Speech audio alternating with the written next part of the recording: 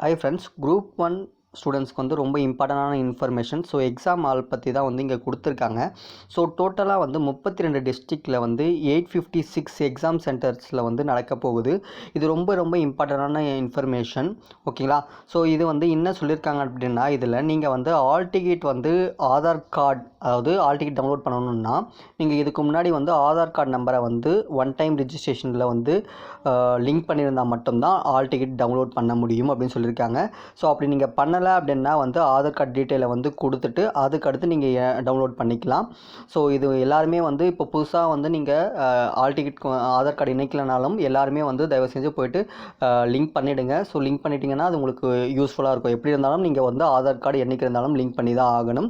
So one time registration பண்ணிவிடுங்க. ஓகேங்களா? So important thing, நீங்கள் ஆதார் கார்டை இணைச்சா மட்டும்தான் டவுன்லோட் பண்ண முடியும். ஸோ அதுக்கடுத்து ரொம்ப இம்பார்ட்டண்டான விஷயம் ஒன்று கொடுத்துருக்காங்க. அதாவது எக்ஸாம் சென்டருக்கு நீங்கள் வந்து கரெக்டாக வந்து 9:15 வந்து அதுக்கு முன்னாடி ரீச் ஆகணும். ஓகேங்களா? ஸோ 9:15 முன்னாடி ரீச் ஆகிடணும். ஸோ அதுக்கு முன்னாடி ரொம்ப இம்பார்ட்டன்ட் திங், நிறைய பேர் வந்து ப்ளூ பெனில் பிளாக் பெனில் வந்து எதுலலாம் எழுதலாம் அப்படின்னு நினச்சிட்டு இருக்கீங்க. அது கிடையாது. இந்த முறை அவங்க வந்து தெளிவாக வந்து சொல்லிட்டாங்க, நோட் பண்ணிக்கோங்க. ஸோ தெளிவாக அவங்க என்ன சொல்லியிருக்காங்க அப்படின்னா, பிளாக் கலர். ஓகேங்களா? ஸோ இங்கே பாருங்கள், நல்லா தெளிவாக கொடுத்துருக்காங்க. பிளாக் கலரை வந்து இங்க் பால் பாயிண்ட் பெனில் தான் வந்து அந்த ஃபில் பண்ணணும் அப்படின்னு சொல்லியிருக்காங்க. ஓகேவா? அந்த ஷேடை வந்து ஆன்சர் ஃபீல்டில் வந்து வேறு ஏதாவது கலரில் நீங்கள் பண்ணிட்டு இருந்தீங்கன்னா அது வந்து இன்வேலிடாக சொல்லிடுவாங்க. ஸோ எல்லாருமே வந்து பிளாக் பென்னை வந்து மஸ்ட்டாக வந்து கண்டிப்பாக வந்து எடுத்துகிட்டு போங்க.